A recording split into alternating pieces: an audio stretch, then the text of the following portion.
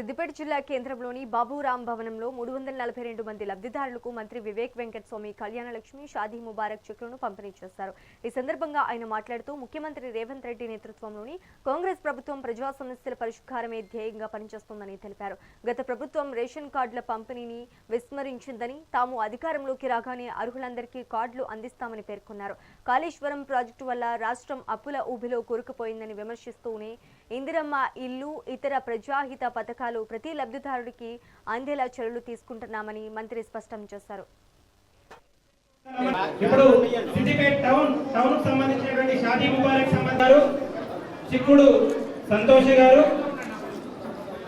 Next దెవ్వల Khatoon గారు, గౌసియా బేగం గారు, వహీదా గారు షాదీ ముబారక్ సంబంధించినటువంటి వారు.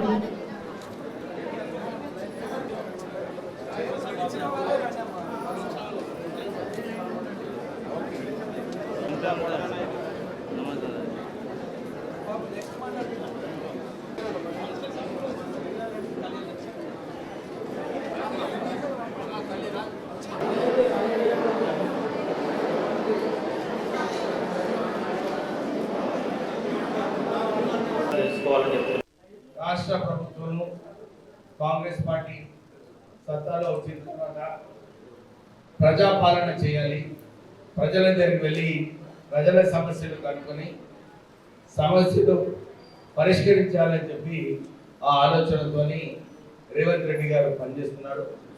మీ అందరికీ తెలిసిన విషయమే, ఆర్థికంగా ఈ రాష్ట్రంలో 3 లక్షల కోట్ల అప్పు ఉన్నదని చెప్పి కొత్త ప్రభుత్వం వచ్చిన తర్వాత 8 లక్షల కోట్ల అప్పు మన రాష్ట్ర ప్రభుత్వం భరిస్తుంది. నెలకు 5,000 కోట్ల రూపాయల మిత్తి కడుతున్నారు. మీరందరూ కూడా అర్థం చేసుకోవాలి. మనం కూడా ఇల్లు నడిపిస్తున్నాము. 20,000 రూపాయలు మన జీతం ఉంటే దాంట్లో 40% కూడా ఖాళీ మిత్తిలు కట్టడానికే పోతున్నాయి రాష్ట్ర ప్రభుత్వం.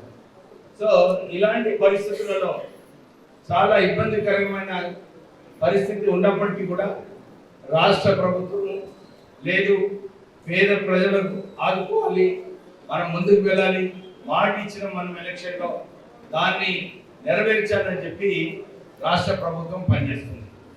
ఇప్పుడే మా సోదరుడు అంటున్నాడు, సార్ ఇందిరమ్మ ఇల్లు కార్యక్రమం మంచిగా నడుస్తుంది, 10 సంవత్సరాలు మనం అందరం కూడా డబుల్ బెడ్రూమ్ ఇల్లు ఆశించినాము కానీ రాలేదు. రాష్ట్ర ప్రభుత్వము